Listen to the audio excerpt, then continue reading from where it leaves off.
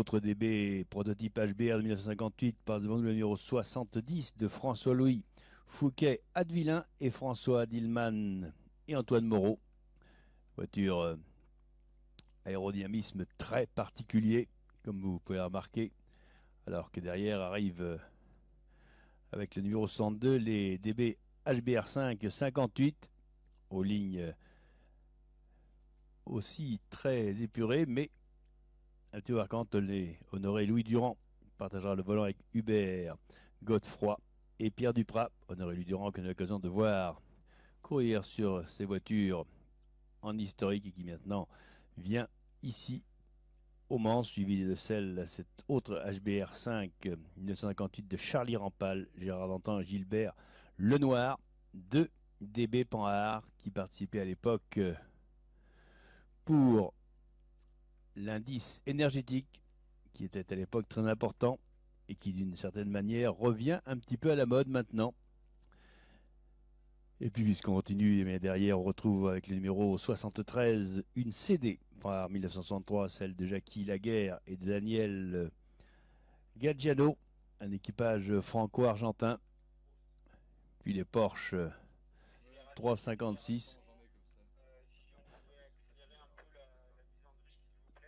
Les voitures qui vont donc se mettre en grille le plus possible maintenant. Et je vais vous rappeler également, très chers amis, que pendant Le Mans Classique, le Downhill Club de l'Ouest accueille tous les sociétaires de la CO, donc ses membres dans des espaces exclusifs au cœur du village, dans un club VIP, espace détente, avec également écran télé, restauration en tarif préférentiel, mais également tribune durant. Il faut avoir simplement le supplément tribune. Vous avez naturellement des remises sur la billetterie de Le Mans Classique, et puis toute l'année, des remises aussi en boutique officielle. Information sur la vie du club. Donc rendez-vous place centrale du village, mais également à l'entrée nord pour en savoir plus. Et vous pouvez justement bénéficier ce week-end de 15% de réduction sur votre adhésion si naturellement vous êtes parrainé par quelqu'un à l'occasion de ce week-end de Le Mans Classique. Donc profitez-en, il n'y a que des avantages à devenir membre du club créateur et organisateur des 24 heures du Mans. La grille de départ donc est en train de se composer. Le ciel, bon, toujours un petit peu chargé, mais nous avons également de sympathiques rayons de soleil. Ça fait du bien.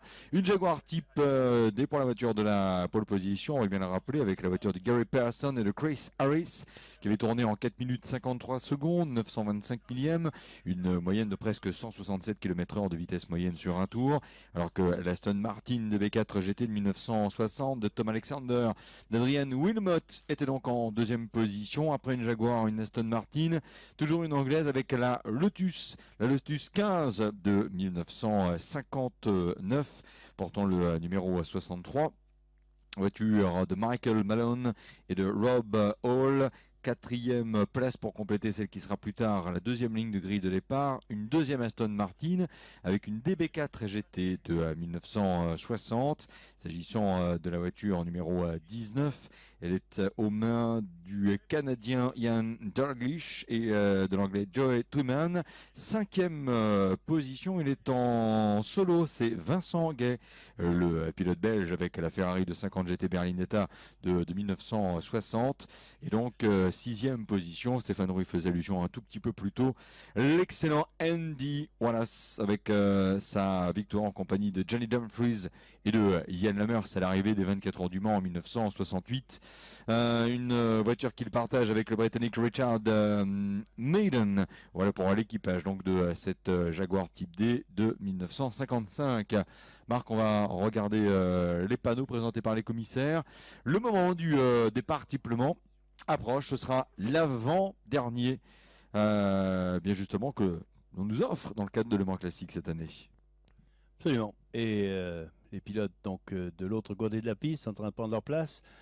Je voudrais signaler la voiture numéro 55, la Lotus 15 de Xavier Micheron. Xavier Micheron que nous avons eu l'occasion de retrouver les années précédentes sur une Howett à turbine et qui cette année eh bien, a décidé de partir sur cette Lotus. Alors on saludera Xavier Micheron. Alors que du côté de la famille Pierre-François Fillon, l'on rappellera que... Alors, est-ce qu'elle est numéro 2 rapidement au niveau du classement des essais? Tap, tap, tap, tap, tap. Et l'instant d'avoir les yeux qui retombent sur la bonne ligne. 43e position. Voilà, Pierre Fillon, François Fillon pour l'équipage autour de cette Alfa Romeo. Dans un instant, le départ pour ce plateau 3. C'est effectivement l'occasion pour, eh bien, dans cette rétrospective, le fait de pouvoir passer ainsi des années 50 aux années 60. Années 60 marquées par le début de cette hégémonie Ferrari au palmarès des 24 heures du Mans. Conditions de roulage somme toute très très agréables à partir de maintenant pour bien justement suivre ces voitures. Regardez comme cette image relayée sur les écrans géants est justement très très belle. Voilà, départ à des voitures parfaitement mises en épi. Il ne manque plus qu'une chose ici. C'est comme pour tout à l'heure, alors que l'on va présenter le panneau 3 minutes. 3 minutes.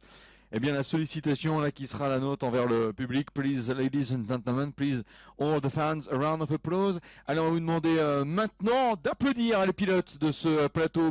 Allez, s'il vous plaît, applaudissements général. Ladies and gentlemen, please, a round of applause. Voilà pour les pilotes qui vous le rendent bien aussi, même s'ils sont également très très concentrés. Croyez-le bien, ces applaudissements-là, c'est l'équivalent d'un trophée remis à l'occasion d'une cérémonie de podium qu'on met ensuite dans une vitrine. Là, c'est éphémère, sauf dans le cœur et dans la mémoire. Ça reste effectivement très marquant pour les pilotes, ces applaudissements du public. Mesdames et messieurs, dans un petit instant, le départ. Moins de 3 minutes. Un plateau conséquent là aussi, 73 voitures au départ justement de ce rendez-vous du plateau 3. Ouais. On demandera également voilà, aux photographes de faire aussi attention à tous les preneurs d'images du côté de la zone des stands. L'amorce donc des années 60. Avec au palmarès des 24 heures du Mans, 1961, la victoire d'Olivier Jean Debien, de Phil Hill, le pesage qui cette année avait quitté d'ailleurs les Jacobins pour revenir justement aux abords du circuit. Et puis en 61, on avait bien sûr les frères Rodriguez, âgés de 19 et 21 ans, Ricardo et Pedro. Voilà, dans un instant donc chers amis, le départ. Pour la course, nous continuons notre balade dans le temps. Nous sommes avec le plateau 3, revenu donc de la période où dans la période 1957-1961.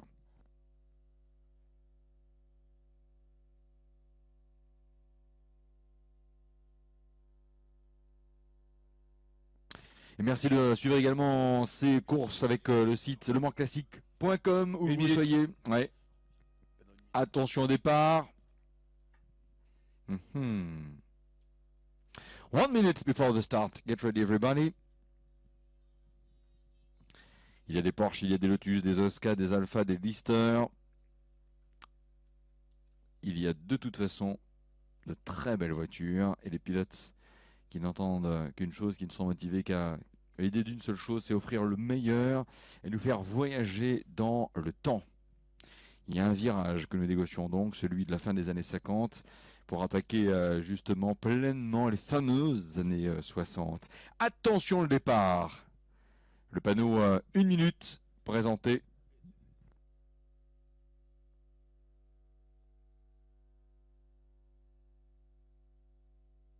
Allez, l'on fait comme à l'époque.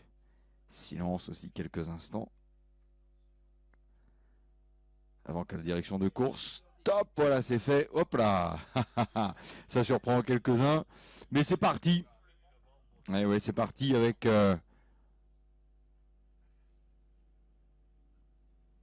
les moteurs qui rugissent, quelques dérapages. Ah oui, on a toujours ces moments un petit peu de flottement. Là, des pilotes qui se disent, voilà, droite, gauche, faut surtout pas que je raille la carrosserie de la voiture, que je l'abîme, que je l'endommage. Voilà, ça se passe bien. Même si on a quand même quelques petites autos qui ont du mal à s'élancer. Alors, qui ne part pas pour l'instant. La Lotus numéro 48 un petit peu en difficulté. Elle n'est pas la seule. On a vu une Porsche 356 toute bleue, alors que l'on est en train de pousser notre Lotus. Ah ben voilà, la Porsche qui part. On n'a pas eu le temps de lire son numéro, mais bon, l'essentiel était effectivement... Alors que là, voilà, il y a toujours la Lotus citée précédemment, un petit peu récalcitrante au démarrage. Lorsque les pilotes ont réussi à la pousser, on a une autre Lotus qui passe à côté. Oui, l'énergie humaine, effectivement, ouais. La force des jambes est effectivement ici. Allez, on va bien s'y mettre à plusieurs. 1, 2, 3, 4, 5. Allez, 4 commissaires pour aider la Lotus numéro 48. Ce qui manque, c'est des applaudissements de la part du public, en fait. Hein, pour ceux qui, là, sont dans le secteur. Allez, allez, allez, allez, allez, allez. Oui, elle est partie. Bravo. Excellent. Voilà. Hop, c'est parti donc pour cette Lotus et un pilote qui va pouvoir... c'est Michel Venti en fait. Et, il est seul inscrit au volant de cette Lotus 11 de 1958.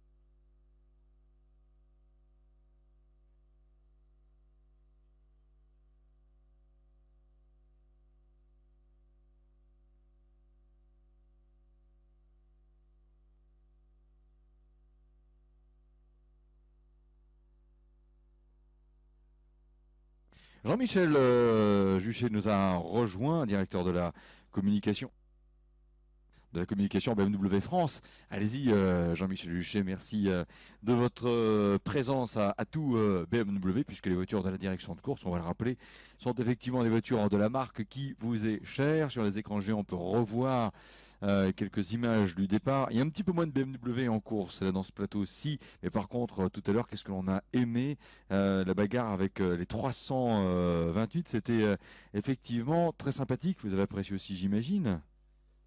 Attends, on va juste mettre le micro, voilà, en position contact. Absolument, hein, ça rappelle les courses des années 30. Bah oui, ouais. Elles en sont effectivement complètement ambassadrices finalement. Bien à la direction de course, on a effectivement des voitures de qualité avec ces BMW. Qu'est-ce que BMW a tenu également à faire passer comme message à l'occasion de Le Mans Classique? C'est tout d'abord le message de la passion. Hein. On attend chaque fois avec une grande impatience le rendez-vous biannuel des 24 heures du Mans Classique. Et on respire vraiment l'air de la compétition automobile, l'air de la passion automobile. Et on est vraiment très très heureux d'être associé à ce superbe événement. Alors tout à l'heure, nous avons également une parade émotion avec Yannick Dalmas qui a retrouvé donc l'authentique voiture gagnante de 1999. Ça nous a paru être hier. On a été aussi très très content de revoir passer une de ces fameuses McLaren F1 GTR, mais avec bien sûr le moteur V12 BMW, gagnant ce moteur-là de l'édition 1995 des 24 heures du Mans, plus une voiture en DTM aussi. Bref, c'était bien, belle parade. Oui, ça nous a fait plaisir. On a pu inviter des pilotes amis de la marque. On avait par exemple le prince Léopold de Bavière au volant de la M1 aux couleurs de la Bavière, bien sûr. Yannick, évidemment, qui est le double gagnant BMW au Mans.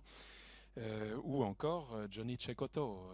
Aussi, ouais, c'est vrai que ça fait plein de choses à évoquer et à rappeler avec énormément de plaisir. L'actualité, hein, là en ce moment, ce milieu d'année 2014 pour BMW, c'est Eh bien, c'est la continuation de la croissance, le lancement de nombreux nouveaux modèles et l'un de ces modèles, c'est la BMW M4 qui est ici à l'essai.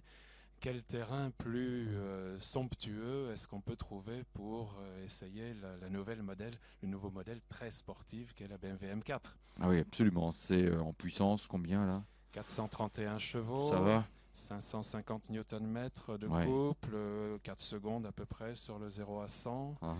Et des reprises à l'avenant, bien sûr. Bien sûr. J'ai quelques indiscrétions au niveau d'un retour au Mans. Allez, j'ose la question. On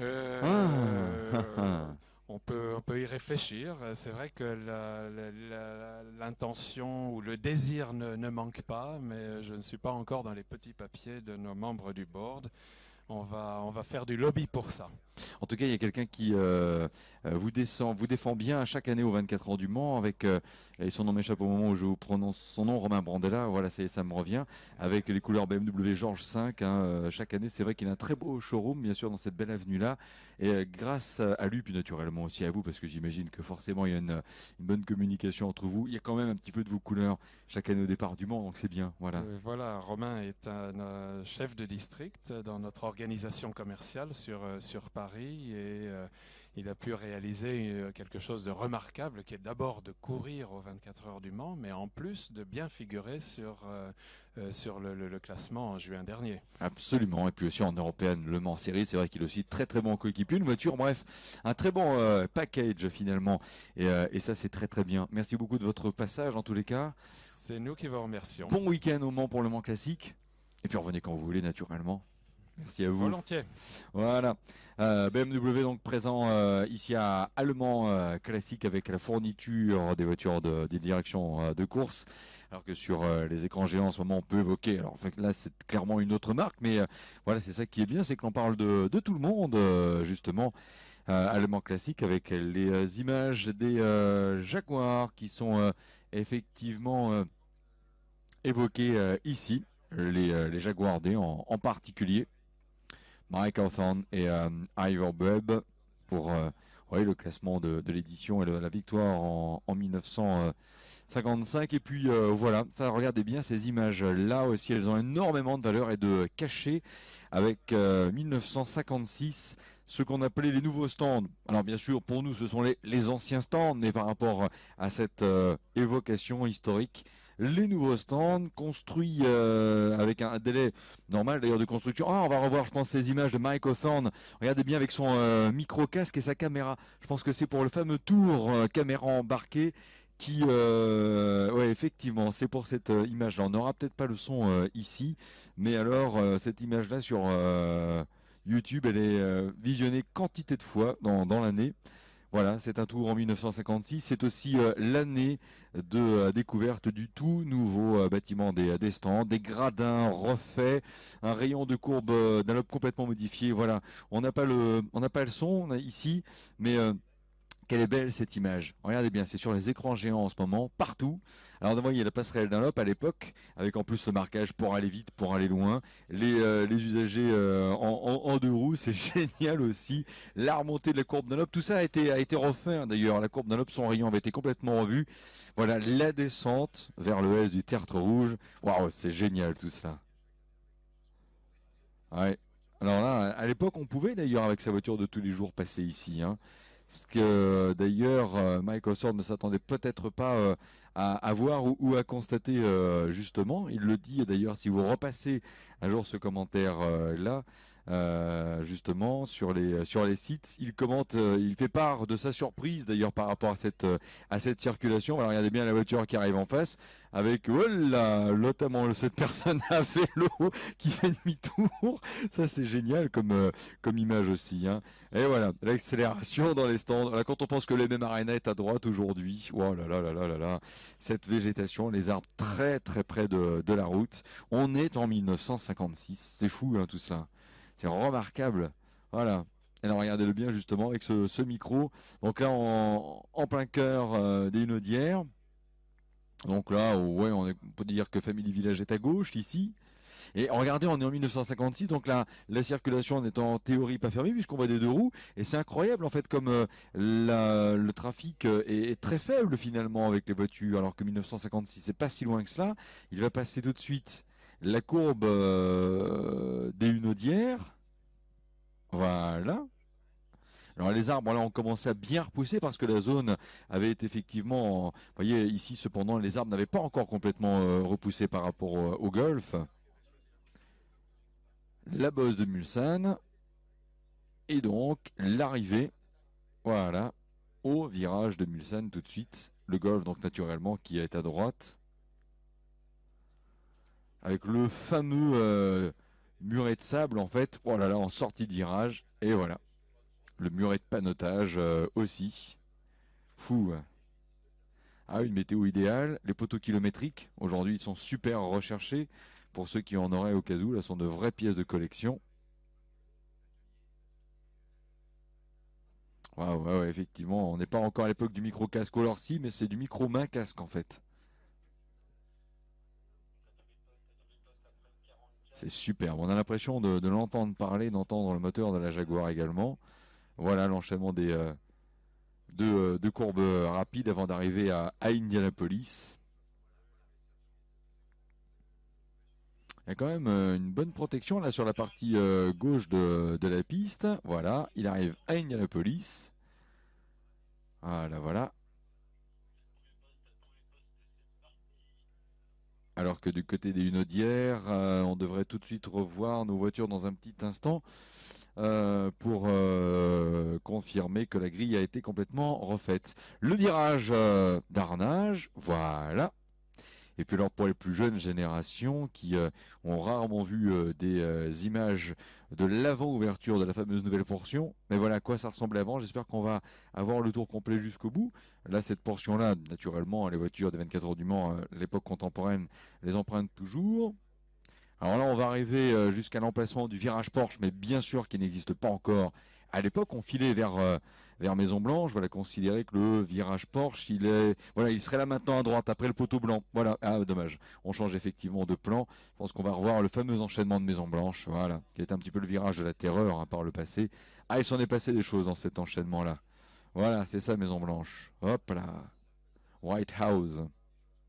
Et puis donc ensuite, l'accélération et le passage donc devant les fameux nouveaux stands de l'époque qui vont accompagner l'histoire des 24 heures du Mans de 1956 à 1990 inclus. Mais là, comme vous pouvez le voir aussi à l'époque, puisque naturellement on n'avait pas la nouvelle portion, on n'avait pas non plus la première chicane Ford qui sera aménagée, elle, en 1968. Et voilà, et là, il retrouve naturellement beaucoup de monde. Waouh, ça fait drôle quand même. Mais elle est belle, cette image, elle est belle, cette séquence vidéo. Voilà, c'est remarquable, superbe. Et oui, effectivement, cette plaque aussi, vous avez toujours d'ailleurs une plaque de la date de ce mois de juin 1955. Et donc voici donc ici en 1956, avec victoire Jaguar D, mais pas avec ou sans Mike Hawthorne. C'est Ron Flockhart et Ninian Sanderson donc, qui vont effectivement s'imposer. Épreuve disputée en juillet, de sorte à avoir suffisamment de temps pour terminer les travaux d'aménagement des fameux nouveaux stands de l'époque. Ivor Bubb retrouvera le goût de la victoire en 1957 avec Ron Flockhart, vainqueur en 1956. Et un quatuor d'ailleurs de Jaguar, et le record du tour à l'époque aussi pour la première fois à plus de 200 km/h en course, ce qui avait constitué une remarquable performance. Voilà, les Jaguar D. Donc victoire en 1957, ce sera la dernière victoire d'ailleurs d'une Jaguar D au palmarès des 24 heures du Mans.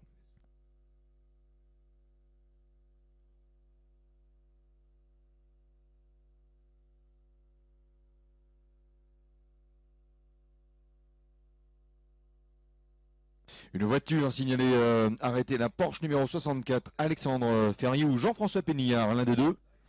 Arrêt sur le circuit pour cette voiture, alors que l'on devrait retrouver dans les tout prochains instants la BMW, la voiture de la direction de course, pour voiture ouvreuse, voiture de sécurité, la safety car.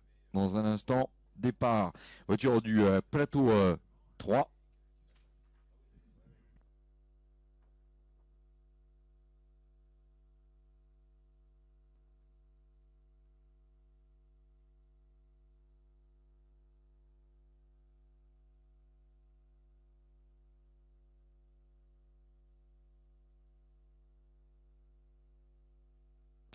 Avec Russell Douglas, un rappel des positions par rapport à cette grille de départ. Retour attendu de ces voitures dans les tout prochains instants. On le rappelle, 16 et 27, une Jaguar D, une Aston Martin DB4 GT pour les voitures de la première ligne. Allez-y. Thank you, Bruno. We're now into grid 3 from 1957 to 1961. 5 races. With the last one for the Jaguar D-Type, the last win for Jaguar D-Type in 57. Works Ferraris wins in 3 of those years, and of course in 1959 the Aston Martin DBR1, a 1-2 for the Aston Martin finally. Well, who have we got on pole position? I'll try to get through the top 6 for you. On pole position is number 16, and this is the D-type of Gary Pearson, who is at the wheel now, and Chris Harris. The car is the number 16. It is the Hamilton and Rolt car from 1955. Didn't finish with gearbox problems, but this is the Hamilton and Rolt 1955 car. Gary Pearson at the wheel of number 16 on pole position. Next to him, 27, is the DB4 GT Aston Martin of Tom Alexander and Adrian Wilmot. On the second row is 63 Rob Hall and Michael Malone in a Lotus 15, which Innis Ireland raced for the works. Number 63, the second row. On the second row alongside him is 19. That's Ian Dalgleish and Joe Twyman in the Aston Martin DB4 GT. On row 3 is 68. Vincent Gay, the Belgian driver, in a Ferrari 250 GT Berlinetta.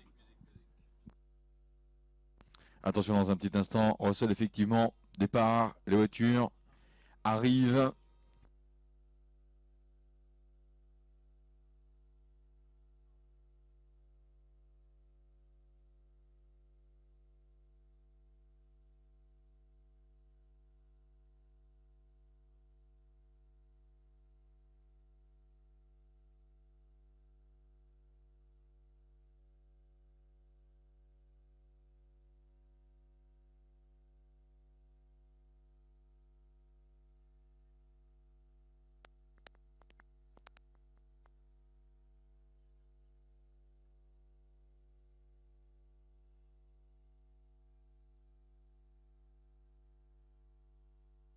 Attention au départ. Et top à l'instant, c'est parti. Alors qu'il y avait également l'arrêt de la Porsche numéro 64 dans les Naudières. Elle est repartie, c'est tout, derniers instants. Elle sera donc retardée forcément dans les premiers instants de la course. Et 2 Jaguar D et une Lotus également, voire même 2 Lotus en chasse derrière. Oh, attention, quelques petites touchettes dans le franchissement de la chicane d'Anop. Alors qu'on suivra également l'Alfa Romeo de Pierre Fillon et de François Fillon avec la voiture numéro 2 au départ. Pour info course, c'est vraisemblablement François Fillon qui a pris le départ de cette course pour le plateau 3, la première manche. Voiture qui, au niveau de la composition et de la position sur la grille de départ, elle était partie, rappelons-le, la numéro 2 en 43e position. Alors, pour l'instant, avantage les Jaguar D, avec la voiture en numéro 16 en particulier, celle qui était déjà en pole position, Gary Pearson et Chris Harris. Et surveillons également la numéro 11 avec Andy Wallace.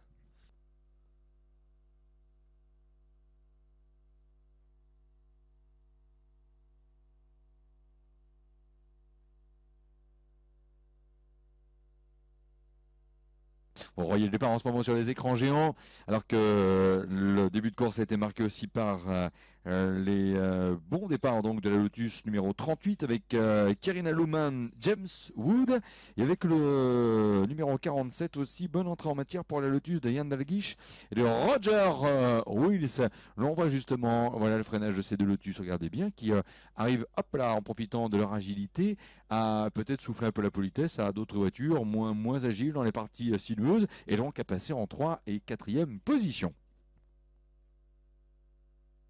La voiture de tête ne devrait pas être longue à passer eh bien, le virage de Mulsanne, tout simplement. Allons voir vite fait où nous en sommes par rapport, voilà, un passage des 2 Jaguar D.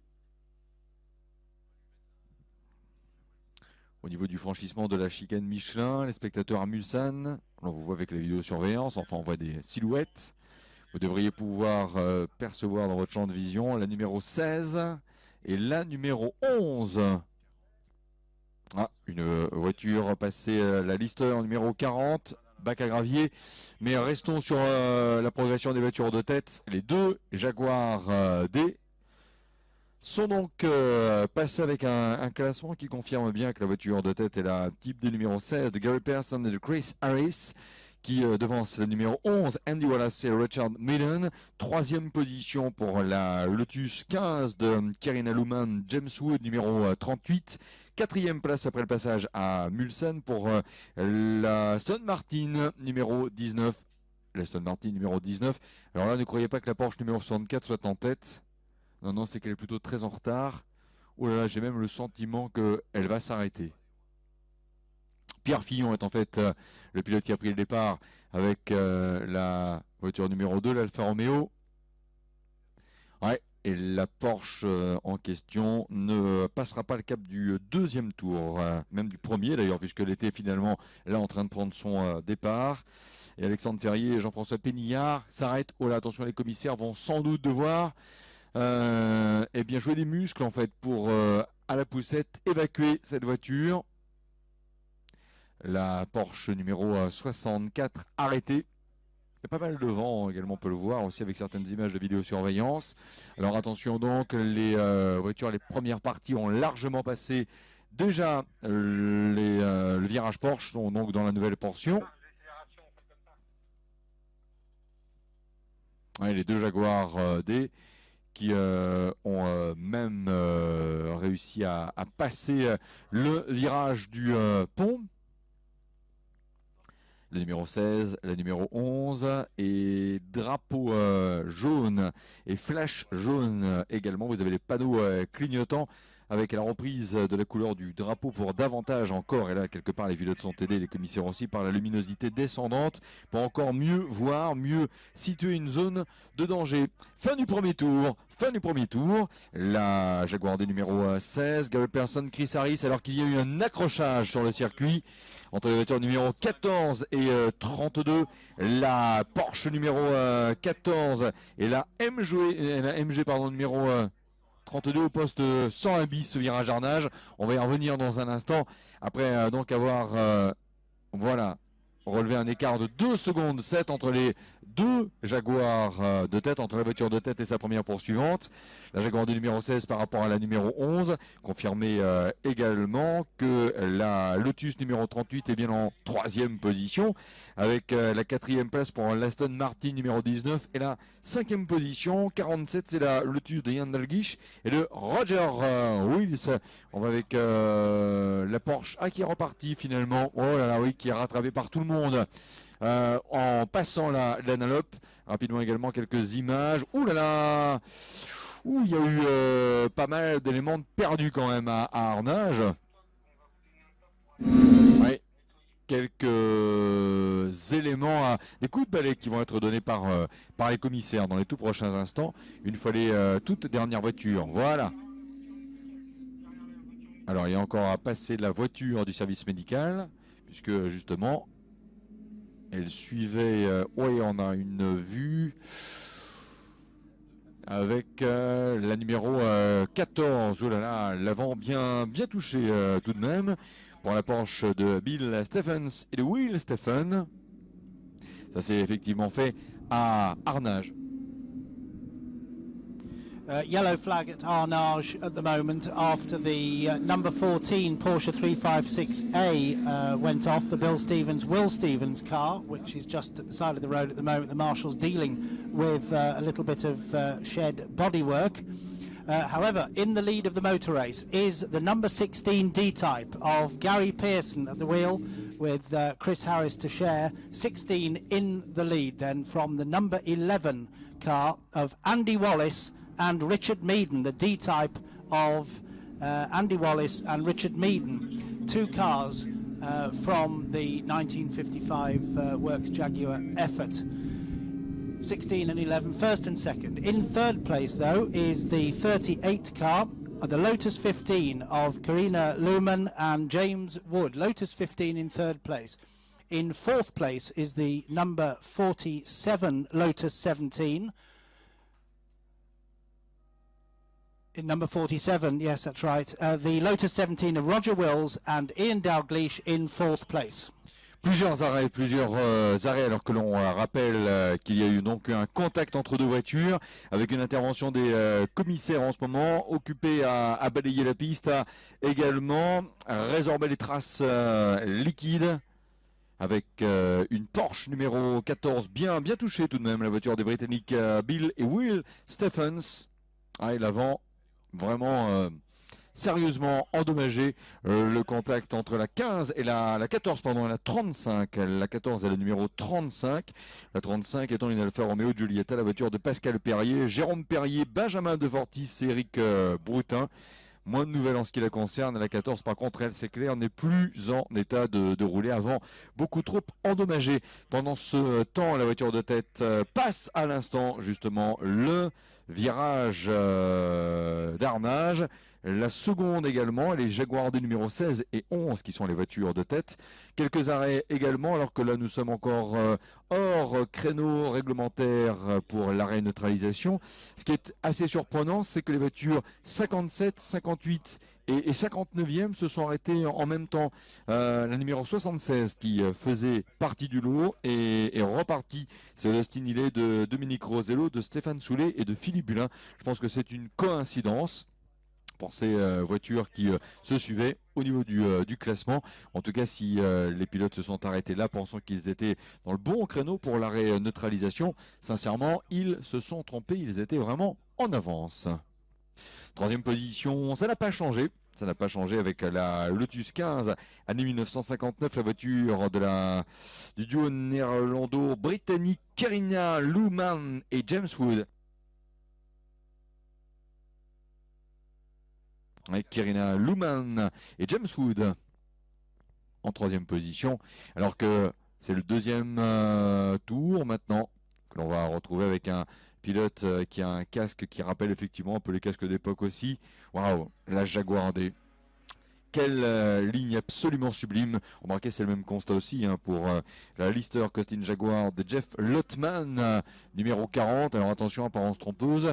Cette voiture a concédé un tour à la Jaguar D de tête. La deuxième du classement porte le numéro 11. C'est également une type D, Andy Wallace, Richard Millen, qui en sont effectivement les pilotes. Et on repassait également la troisième, la Lotus de Carina Luhmann et de James Wood. 47 pour le numéro de la voiture en quatrième position, la Lotus de Ian Dalglish de Roger Wills, alors que l'on retrouve l'Aston Martin numéro 19 de Ian Dalglish et de Joey Twillan. In the lead then with the Jaguar D-Type number 16, Gary Pearson with Chris Harris. In second place, number 11, is the Andy Wallace and Richard Meaden Jaguar D-Type. Andy Wallace, the winner in a Jaguar in 1988. One of our several outright Le Mans 24-hour winners here this weekend. Great to see Andy Wallace in a Jaguar back at Le Mans. In second place then for him. In third place, we're sharing with the journalist Richard Meaden in that D-Type. In third place, number 38, is James Wood and Carina Luhmann in the Lotus 15. In fourth place, 47, is the Lotus 17 of Roger Wills and Ian Dalglish. In fifth place, number 19, is the Ian Dalglish and Joe Twyman DB4 GT, that's the Aston Martin. And in sixth place is 54, car number 54 is Olivier Casalier in the Lister Jaguar, the Lister Jaguar Costin bodied car in sixth place, number 54. Carina Luhmann, si c'est bien la femme pilote qui est au volant de la numéro 38, eh bien en tout cas, elle est brillante troisième. Et effectivement, Stéphane Roux confirme bien que c'est réellement elle qui est au volant en ce moment. Alors Carina a également piloté la Jaguar D gagnante au Mans en 1957. Mais là, attention, ne nous trompons pas avec James Wood. La néerlandaise est au volant d'une Lotus. Alors, sommes-nous cette fois dans le bon créneau pour les arrestants? Ouais, on est gentil si on dit oui. Ce que l'on peut dire, c'est que la voiture de tête a réalisé le record du tour en course en 4 minutes 57 secondes et 546 millièmes. Et qu'au niveau justement des pilotes aussi qui, pour l'instant, sont en train de s'illustrer. Ulrich Schumacher avec Marco Werner, l'équipage numéro 41 en 14e position dans ce classement. Pierre Fillon, le président de l'Automobile Club de l'Ouest, avec l'Alfa Romeo Giulietta numéro 2, est en ce moment pointé en 36e position. Ah, 55, une voiture dans le bac à gravier.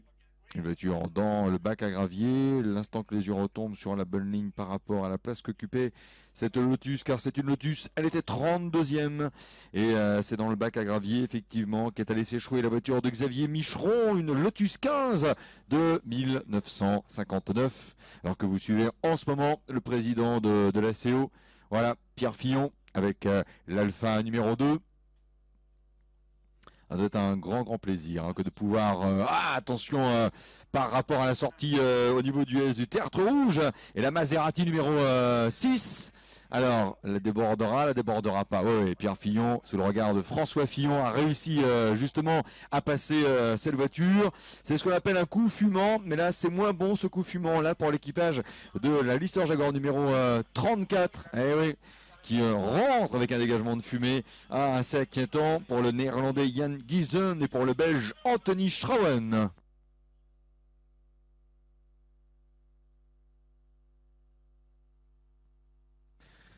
Ah, Fichtre, qu'il s'en passe des choses sur le circuit du Mans.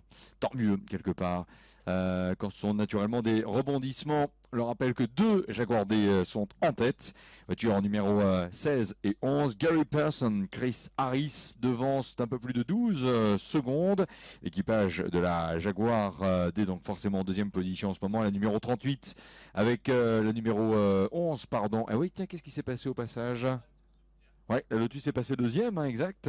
Ouais, attention, donc deuxième position.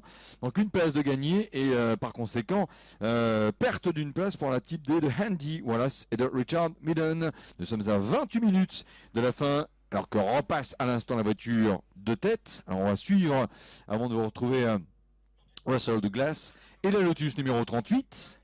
Qui, eh bien là, arrive à l'instant. Et est-ce que l'on a l'arrêt ? Non, on n'a pas l'arrêt. Elle passe bien devant nous avec Andy Wallace qui adresse un signe. Alors en même temps, le pilote de la 38, Kerry Nauman en particulier, a fait de même.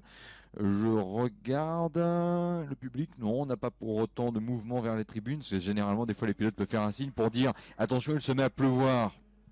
Bon, pour l'instant, ça va, vous bougez pas trop tôt. Trop tôt. Bref, il peut peut-être pas. On verra bien. Allez-y, Russell, please.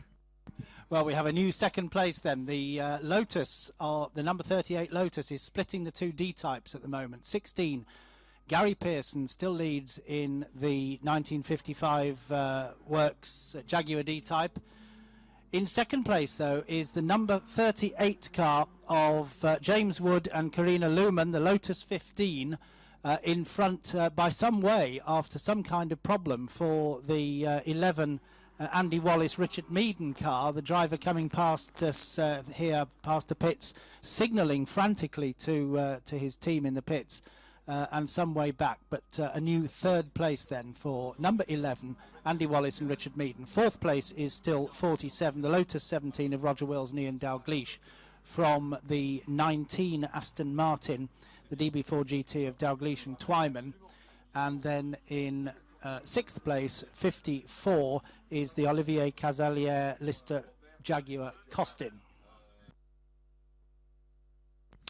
26 minutes encore dans ce plateau 3, marqué par la domination des Jaguars D, enfin d'une Jaguar D, désormais 2 types D dans le tiercé de tête, avec la numéro 11, Andy Wallace, qui est en 3e position.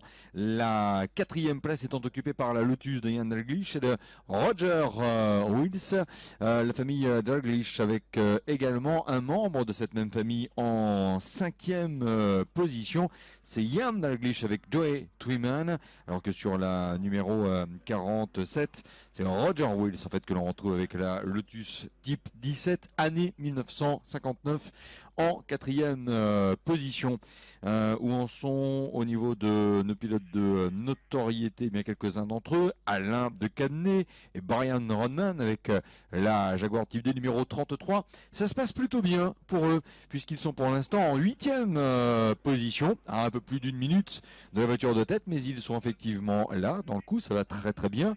Au niveau également des pilotes de notoriété, Marco Werner, triple vainqueur des 24 heures du Mans, numéro 41, avec le Dr Ulrich Schumacher, est en ce moment en 13e position.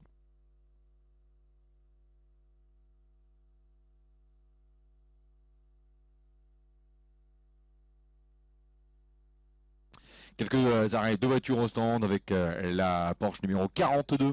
La Porsche numéro 42, une 550 Spider avec Fergus McLeod, pilote écossais qui rentre au stand. Et une Lotus Elite juste derrière. Gilles Courodon, Maxime Gransart, un équipage français qui s'arrête, imité dans cette manœuvre d'arrêt par la Togero Climax du pilote allemand Albert Streminski. Il rentre au stand. There is a number change. If you've been looking out for the MGA twin cam of Ray Davis, that swapped numbers. It's running as 32, which was its Le Mans number back in the day. The 32 is Ray Davis in the MGA twin cam, and 53 is the Wolfgang Friedrichs Aston Martin, which is running in 22nd place at the moment and is in the pits. Or has just come out of the pits, in fact. But look out for the MGA twin cam of Ray Davis, a real Le Mans MGA, this one, if ever there was one. 3 times at Le Mans for the number 32. In 1959, it was running down the Mulsanne Straight and had to retire after hitting a dog. It managed 12th overall position in 1960, but didn't finish in 1961. That's number 32, not as programme, the Ray Davis MGA. Sublime par sa ligne et par le son moteur qu'elle dégage. Une Chevrolet Corvette numéro 18, Vincent Glaise, Olivier Monod. Attention, l'arrêt de la voiture de tête. C'est l'arrêt de la voiture de tête à 23 minutes de la présentation du drapeau à damier. Voilà, on va suivre d'ailleurs l'arrêt donc de la voiture de tête à l'instant. L'arrêt de la Jaguar numéro 16. L'arrêt de la Jaguar numéro 16. Alors que l'on signale une voiture au ralenti. Le numéro 37 au ralenti sur le circuit. La Lotus 11. Au niveau de la voiture de tête, la Jaguar des numéros 16. Gary Pearson, Chris Harris. Il n'y aura pas de changement de pilote.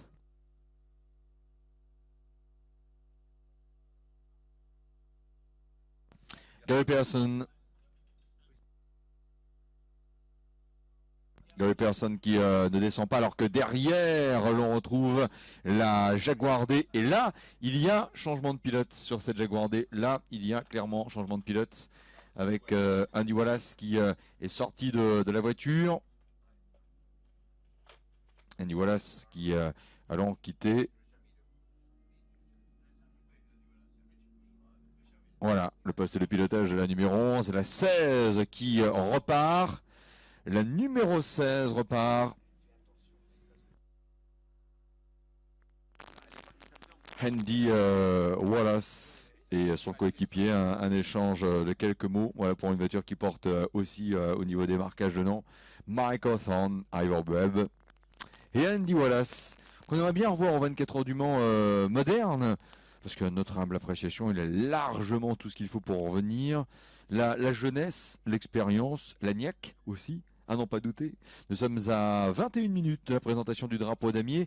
Alors, avec l'arrêt de la voiture de tête qui est passée provisoirement en leader, l'on signale, c'est presque une surprise, que le néerlandais Christianus Leblanc avec une Austin Hillet 3000, enfin une surprise oui et non à la fois, et le leader provisoire, puisqu'il ne s'est pas encore arrêté qu'une Ferrari 250 GT avec le Belge Vincent Gay est passé justement en deuxième position. Une nouveau tiercé de tête avec la troisième place pour l'Aston Martin de Jan Dalgish. Joey Wiman, une voiture arrêtée. La Jaguar de David Hall et de Michael Oshie, numéro 69, est arrêtée poste 90, c'est-à-dire 95 bis, pardon, c'est-à-dire dans la courbe d'Indianapolis. Pour cette voiture, François Fillon est prêt avec son casque stand 21. Dans un instant, l'arrêt de l'Alpha numéro 2. L'Alpha numéro 2 va s'arrêter. Pour l'instant, juste vous dire où est-ce que Pierre Fillon est dans le classement. Et pas mal, 32e. Allez Pierre. Just two cars not come in yet. So the race nominally led by the 21 car of Carsten LeBlanc, a very famous Austin Healey. The DD300 car, Austin Healey 3000, DD300 is leading at the moment, but not stopped.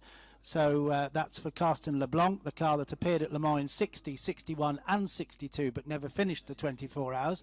And in second place is the number 68 car of Vincent Gay, the press-on Belgian driver. Really throws this this Ferrari around, 250 GT Berlinetta. Great to watch. Look out for 68 Vincent Gay. But then we've got 16 Pearson and Harris in the 16 D-type. Who's out of the pits, 38 the Lohmann Wood Lotus, and then in fifth place the 47 Dalgleish Wills Lotus. Et la numéro 60, l'AMG de Laurent Paulus, Jean-Sébastien Pomard, signalé arrêté poste 11, c'est-à-dire en fait dans les tout premiers postes par rapport bien sûr au circuit des 24 heures du Mans, c'est-à-dire dans les S du Tertre Rouge ou S de la Forêt.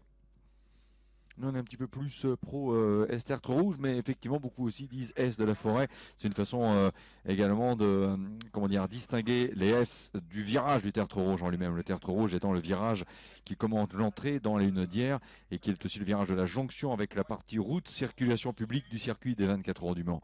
Voilà, attention, l'arrêt de l'Alpha numéro 2. François Fillon est prêt. L'arrêt de Pierre Fillon du côté des stands. L'arrêt de Pierre Fillon au volant de l'Alfa Romeo numéro 2, arrêt stand pour une voiture qui là est en 32e position. Elle s'arrête. L'Alfa Romeo numéro 2.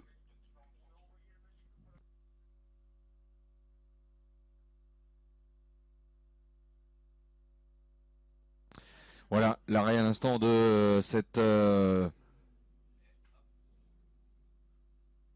Alfa Romeo, Pierre Fillon qui laisse ainsi, avec une jolie combinaison, qui porte le marquage WC aussi pour le World Endurance Championship. Voilà. Et puis nos photographes qui n'en loupent pas une aussi, et c'est bien normal. Voilà, avec Jean-François Meunier et Guy Durand, notamment, sont venus ainsi photographier ce relais. Changement de pilote. Pierre Fillon, qui en a donc terminé avec son relais de départ. Bravo Pierre, bravo président.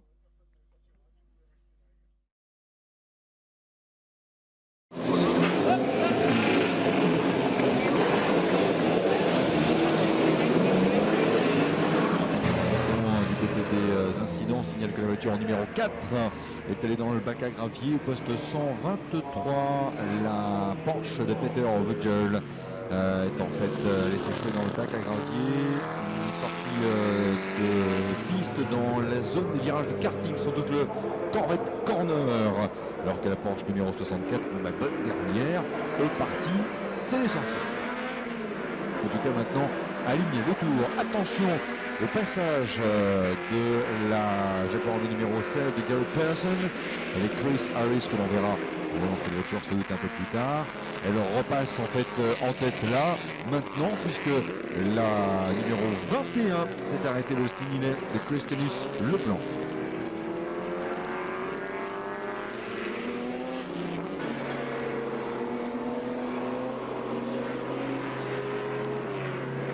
Le tour également ralenti ces 2 derniers instants, alors que la Jaguar B numéro 16 va donc repasser au commandement. Waouh, c'est joli, hein, très joli suivi pour le pilote. Regardez bien les coups de volant. C'est vrai ce qu'il y a également quand on voit autant de coups de volant que cela. Une petite pellicule qui est en train de se former. Il y aurait une petite brune quelque part. On n'a pas eu de message d'alerte pour autant de la part des commissaires. Donc bon, j'ai pas le sentiment, mais c'est bon. Hein. Là, c'est du vrai pilotage, du pur, du dur et du spectaculaire en même temps. Bravo aux pilotes. C'est un vrai plaisir aussi pour nous de voir justement quelle pouvait être vraiment l'allure de passage de ces mêmes Jaguar 2 comme on a pu le voir là. Avec la numéro 16 repassée au commandement. Retour en piste aussi pour la Ferrari de Vincent Gay qui avait réussi à se placer dans le tiercé de tête ces derniers instants. Attention, arrêt. Et là, ça n'est pas bon signe. La Jaguar D numéro 11, deuxième arrêt pour la Jaguar D numéro 11. Le départ assuré par Randy Wallace. The order settling down after the pit stops. Both the Austin Healey and the Ferrari of Vincent Gay have been in now. So we've got back in the lead 16 Gary Pearson with Chris Harris in the Jaguar D-Type. 16 leads from 38 Lohman and Wood in the Lotus. In third place 47 is Dalgleish and Wills in the Lotus. In fourth place 19 Dalgleish and Twyman in the Aston Martin, the DB4 GT. In fifth place, 54, is Casalier in the Lister Jaguar, Costin Olivier Casalier. And then we should have the number 5, well, it could be Carsten LeBlanc with the 21 Austin Healey, DD300, we'll wait and see. He's showing 6 at the moment. But behind him in 7th place is the number 5 car of Haupt and Zweifler, the Maserati 250S. Des images stand avec l'arrêt de la Jaguar D numéro 11, capot moteur levé. Alors cela permet bien sûr d'admirer la ligne de cette Jaguar D, y compris d'ailleurs la ligne mécanique. Et là on revoit effectivement ce petit passage de la Cobra numéro une stimulée où effectivement la 44 qui passait, les Cobras ne sont pas encore arrivés dans cette période là au moins. Donc le stimulé, oh là, attention à une voiture qui se retrouve à contresens. Voilà, ça se passe au virage du raccordement ou la chicane du raccordement. Et hop, la DB repart à l'instant. Il y a 2 DB, il y a la 73 et la 46. C'est la 46 qui était partie en tête à queue. La 73 est la voiture de Jacques Laguerre, Daniel Caldiano. Et puis effectivement avec la 46 on a pu se faire quelques frayeurs quand même. C'est la DB HBR5 de Charlie Rampal, Gérard Dantan et Gilbert Lenoir. Elle a pu repartir, quelle que soit l'identité du pilote. François Fillon dans son premier tour avec l'Alpha numéro 2. Elle était à un moment revenue même aux alentours de la 30-31e place. Ouais, bien, elle est en 35e position. Longtemps nous l'avions pointé 43e. 35e place après le relais de départ donc de Pierre Fillon, François Fillon au volant de l'Alpha numéro 2. 35e. Le tour assisté un retour de la Jaguar D numéro 11, il faut le souhaiter malheureusement pour Andy Wallace et pour son coéquipier Richard Millen. Là clairement il n'y aura pas de place dans le tiercé de tête. En record du tour en course pour la Jaguar D numéro 16, la voiture de Gary Pearson en 4,57 546. C'était le chrono relevé après le premier tour lancé complet, naturellement au moment du départ, du temps perdu dans l'élan. Depuis, personne n'a fait mieux que le 4,57 546 qui fait donc office de record du tour en course. Russell ready. Attention, on va peut-être avoir avec un temps de parcours de 47 secondes 3 une amélioration du record du tour en course. Bon, on va le voir dans un instant. Russell. 16, Gary Pearson and Chris Harris still leading with the D-Type from 38, Lohman and Woods Lotus. Going very well is the 47, Dalgleish and Wills Lotus. That's in third place, so 16 Pearson, 38 Lohman and Wood, 47 Dalgleish and Wills, the top 3. Jaguar D-Type, Lotus and Lotus. Then the Aston Martin number 19 of Dalgleish and Twyman. And in fifth place, still the listed Jaguar Costin of Olivier Casalier. Wow, regardez, pardon, Lucas on the screen, le Gary Pearson qui joue du volant de production and steering wheel, it's really superbe.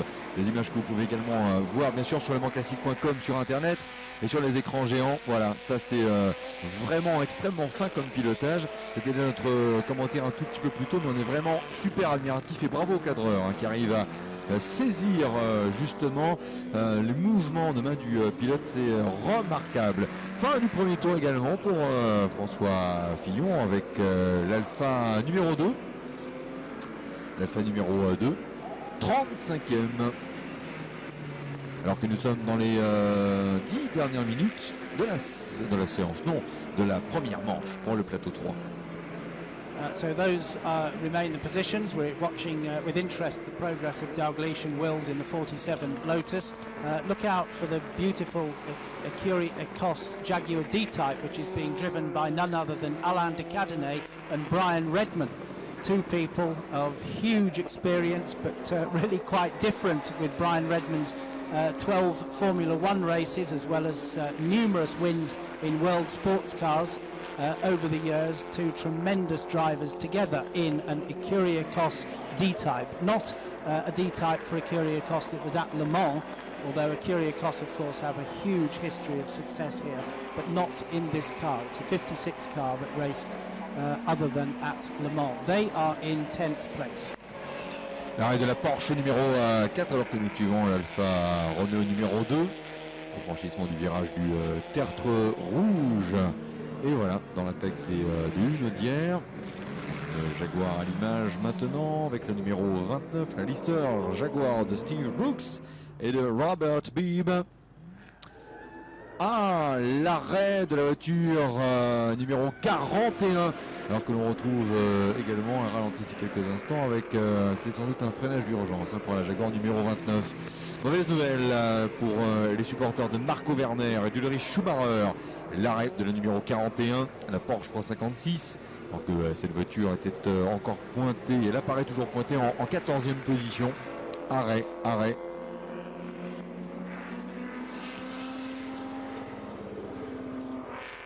Alors que nous sommes, rappelons-le, dans le décompte des 8 dernières minutes et que la numéro 16 devrait être entre le virage de Mulsanne et Indianapolis, à notre humble avis.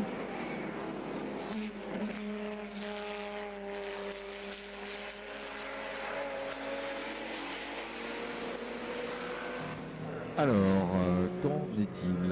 Il nous reste donc 7 minutes 35 avant la présentation du drapeau damier.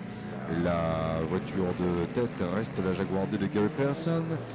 Chris Harris est également officiellement engagé sur cette voiture, même si là, il n'a pas pris le volant. La voiture en deuxième position avec le numéro 38, c'est la Lotus de Kirina Lohmann et de James Wood.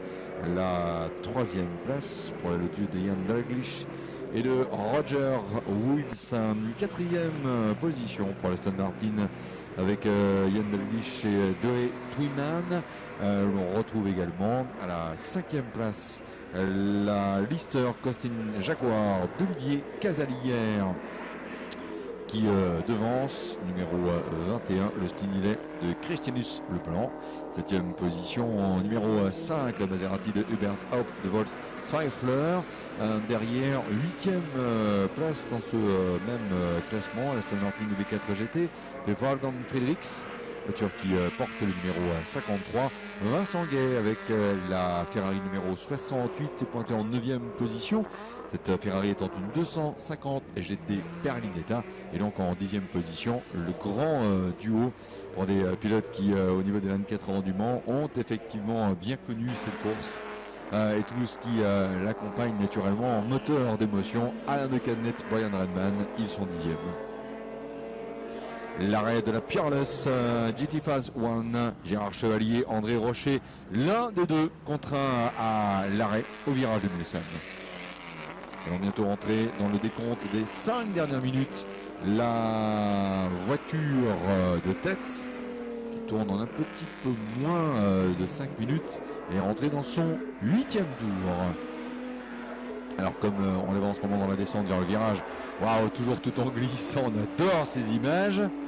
Allez, attention, regardez bien, hop là le virage est un virage à gauche, mais presque un coup de volant à droite, tellement le pilote la joue fine au niveau du mouvement de braquage, contre-braquage, appel et contre-appel. C'est génial. Hop là, on a l'impression qu'il jette même la Jaguar Type D dans le virage du tertre rouge. Bravo, hein. Ça répète, mais c'est les images qui le veulent. Du grand art pour Gary Pearson. The second placed 38 car, Lohman and Wood, the Lotus, had got the gap down to Gary Pearson's leading 16 D-type, down to 11 seconds or so. Gary Pearson's just put in a quicker lap, under 5 minutes, and just says, right, well, I'm 12 seconds in front, and there's 4.5 minutes in the race remaining. But there's a possible change for 4th place, because the 54 Casalier Lister Jaguar Costin in 5th place, 54, is catching the 4th placed number 19 Aston Martin of Dalgleish and Twyman. So that may be a change for 4th in favour of the 54 Lister Costin before the end of the race. 4 minutes 20 seconds remaining.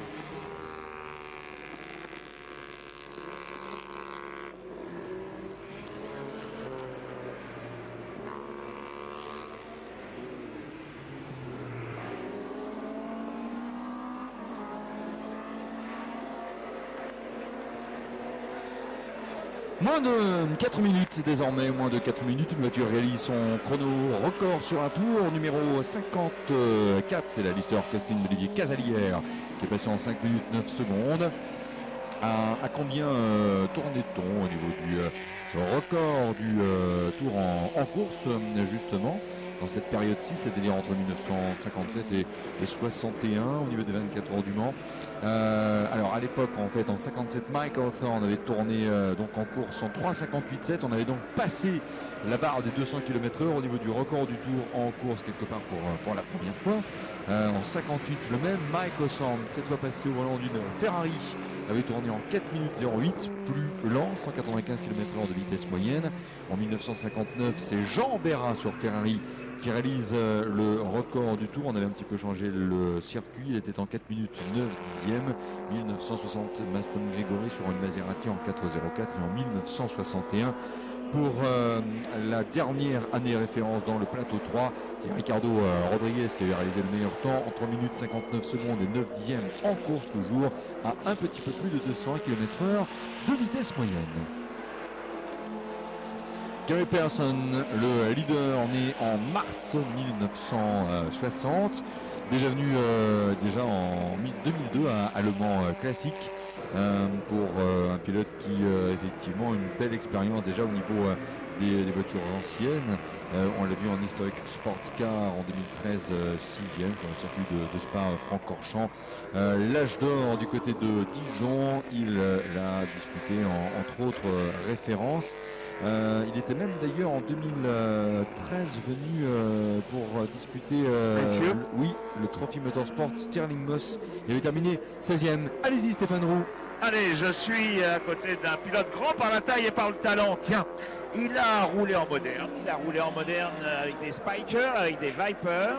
Et puis depuis quelques années, eh bien, il est en Ford GT40. Je veux parler évidemment de Hans Hugenholz. Alors Hans, première ligne à l'issue des essais sur cette Ford GT40, ça se présente plutôt pas mal. Ah, pas mal du tout, c'est toujours un plaisir de partir première ligne, surtout ici au Mans, quand même pour la photo après, c'est génial. Alors en dehors de la photo, voilà, Hans, vous voyez, c'est pas quelqu'un qui court après les coupes, il en a pas mal chez lui. Mais en revanche, bon, parle-nous un petit peu de cette Ford GT40 splendide et un petit peu puissance mécanique et tout pour nos amis amateurs. Oui, alors c'est un original de 4.7 de 65. Moi j'ai la voiture depuis 15 ans à peu près. Effectivement, j'ai gagné le Tour Auto 2 fois avec cela. Alors même sur la route, il a fait au minimum 5-6 000 km. C'est un grand plaisir de conduire un GT40, voiture mythique. J'étais là en 65, 66 quand ils ont gagné, j'étais là avec mon père. Et c'était toujours un rêve de piloter un GT40. J'ai fait ça depuis 15 ans. Et d'être ici devant, et comme il y a 2 ans, un podium, on va l'essayer encore. Voilà, c'était Hans Hugenholz sur la Ford GT40 numéro 12 que vous retrouverez d'ici quelques minutes sur le plateau numéro 4. Excellent, toujours un plaisir d'entendre la voix de Hans Hugenholz. Dernier tour. Marie Alvarez Garzon qui est également présente sur la passerelle podium pour assister donc à la fin de course. La Jaguar numéro 16 en route vers la victoire. Alors que l'on retrouve pour l'instant François Fillon en 36e position. Eh ben nous on dit c'est bien et on dit comme on le pense. Parce que c'est effectivement avec toujours un petit peu de trac et de pression que tout pilote quel qu'il soit, quelle que soit son activité professionnelle, s'installe au volant d'une voiture. Après il faut tenir et François Fillon nous offre là sincèrement une belle série de tours rapides avec une voiture qu'il a donc réussi à maintenir dans le top 40, 36e position, dernier tour.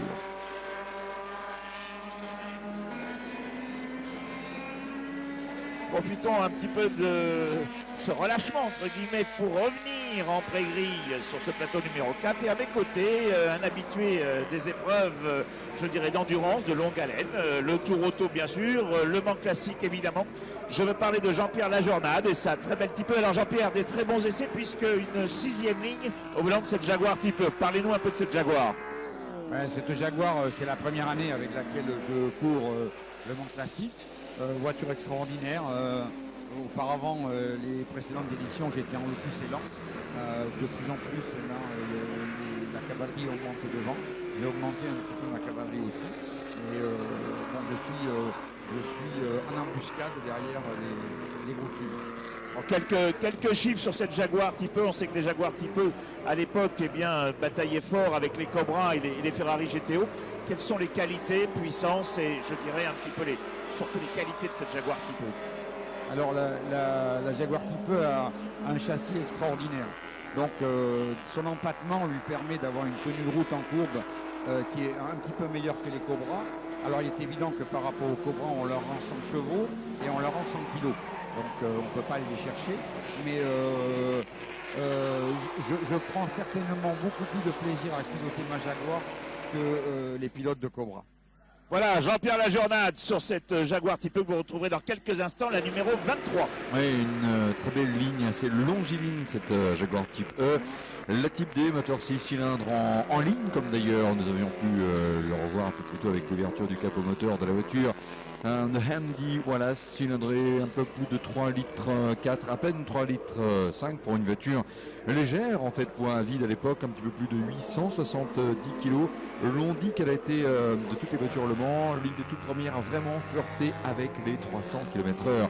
Alors que François Fillon arrive à l'instant au niveau de la chicane Ford. On regarde donc le passage également de la voiture de tête dans un petit instant. C'est le dernier tour, la Jaguar D numéro 16, une voiture qui a été d'ailleurs présentée au printemps de l'année 1954. Passage de François Fillon à l'instant, qui a gagné une place d'ailleurs, il est en 35e position. Alors attention donc pour la voiture de tête, on signale qu'elle est en phase d'approche. Impression l'accélération de la Ferrari de Christian Dumoulin, le Belge. Messieurs. Oui, attention, on va juste dire le drapeau damier est en vue, hein, Stéphane, juste voilà. pour... Juste un petit mot de Pierre Fillon qui est à mes côtés et qui est sorti de son relais. C'est vrai qu'il a fait un bon premier relais. Comment ça s'est passé? Écoutez, ça s'est bien passé. Mon départ, d'abord j'ai fait un premier départ type Le Mans, c'était la première fois de ma vie que je faisais ça et c'était un grand moment. Et puis après j'ai essayé de m'appliquer, j'ai évité quelques sorties de route qui étaient devant moi. Je me suis bien sorti et j'ai essayé d'être le plus régulier possible pour donner à mon coéquipier la voiture en bon état et à une bonne place. Et c'est une course d'endurance, c'est long. La voiture de tête. Ça dure 24 heures. Voilà, ça dure 24 heures. Voilà, ça c'est raisonnable. Donc je repasse vite l'antenne.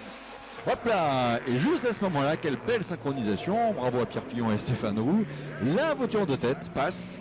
Et donc, confirmation, victoire de la Type D numéro 16. Attention à la Lotus numéro 38 qui arrive maintenant, Kirina Lehman et James Wood.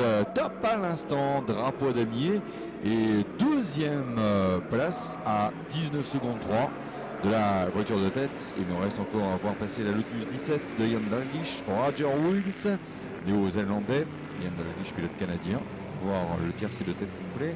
Ont été scellés par le drapeau damier. L'Austin, il est numéro 58 et 17e également. L'Aston Martin numéro 52, 18e elle, et également parce qu'elle se suivait en fait dans ce groupe là avec le numéro 15, la Lotus Elite de Roger Wills et David Clark en 19e position. Et top à l'instant, drapeau damier pour la voiture 3e, Roger Wills, avec également Jan Dalglish qui est annoncé sur 2 voitures en passage, mais ça on peut le faire dans le cadre de Le Mans Classique. Termine donc ici cette voiture numéro 47, une Lotus Type 17 de 1959 en 3e position, dear Russell. The checkered flag is out. The winner was number 16. That's Gary Pearson with Chris Harris in the Jaguar D-Type. First place. In second place, number 38, the Lotus 15 of James Wood and Karina Luhrmann in second place, just around 20 seconds behind. That had increased in the last lap or so. In third place, 47, the Lotus 17 of Roger Wills and Ian Dalglish. 47, the Lotus 17 in third place. Fourth place goes to the Dalglish and Twyman Aston Martin number 19, the DB4 GT in fourth place. Fifth place, the challenge that I talked about didn't in fact materialise, so staying in fifth place, 54, is the Olivier Casalier Lister Jaguar, and in sixth place, number 5, the Maserati of Haupt and Zweifler, the Maserati number 5 in 6th place.